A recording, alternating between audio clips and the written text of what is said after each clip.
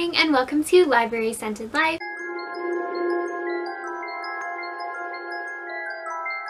If you're new here, my name is Sydney. Thank you so much for coming to my channel and let's get right into it. So today I'm going to be talking about my TBR for the Witchathon, which is hosted by Rhiannon over at Crescent Reads. I will be putting her announcement and her Witchathon related videos down below. So the Witchathon has 7 prompts for books to read within the week. It takes place from October 24th to October 31st, so that's Wednesday to Wednesday. And truly, I think this TBR for me is a little ambitious for a week, especially considering this week is extremely busy for me. I have big plans every day and an assignment due, so I don't even have a weekend day to just read, so it's going to be fit in between my schedule. So I don't think I'm going to be able to get through every book on this list, but I'm going to try my best because I really want to participate in this Witchathon. I think it's a fantastic idea and the prompts are very creative. Rhiannon really went all out.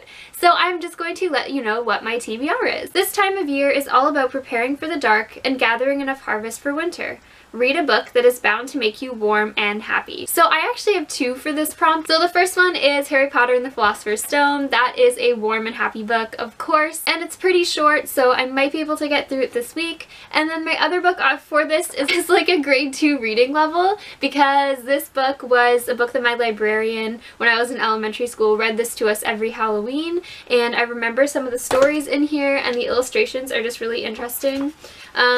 So it's a children's book that's really short and grade 2 reading level, so I'm pretty sure I'll be able to read at least this one. So that's In a Dark, Dark Room and Other Scary Stories. I don't know if anyone else remembers this book. Let me know in the comments down below. So the next prompt requires a book but not a specific one. So that is Light a Candle for Your Ancestors and Read by Candlelight. This is a time for honoring our kin. So I don't know which book I'm going to be reading by candlelight, but I have a candle that I got specifically for this prompt, so that I will be doing for sure. Okay, so the next prompt is Samhain is more widely known as Halloween. Read a spooky, horror, or thriller novel. So for this, I actually chose The Strange Case of Dr. Jekyll and Mr. Hyde. It's a classic and it's pretty short and I still have not read it.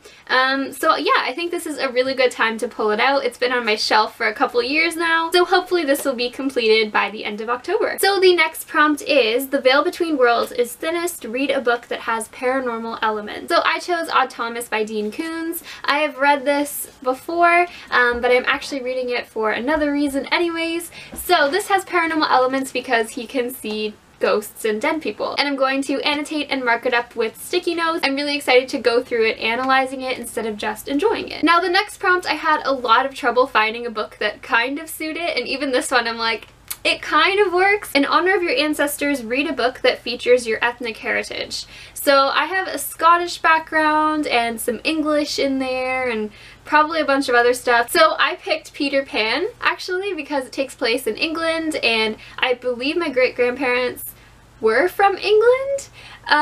Not 100% sure, but I know if not them, their parents were from England. And I believe this edition has the original text, and if not, I do have one that does, because the original was a bit more spooky and not as child-friendly as the Disney movie or the edited editions were. So that is what I'm going to read for that one. So the next one is Every Witch Needs Their Coven. Buddy, read a book. So that is actually why I put Odd Thomas in there. I am combining 2 prompts for 1 book, but it is a bigger book than the rest of the ones that I'm reading. So this was my pick for my book club with my friends this month, so I am buddy reading it with like 7 other people. They aren't on booktube, but it still counts. We're actually going to be meeting at my house to discuss it on the Sunday during Witchathon, so that'll be really interesting. And the last prompt is to read the group book, which is The Girl Who Drank the Moon. I read this earlier this year. I liked some aspects of it, but I didn't love it.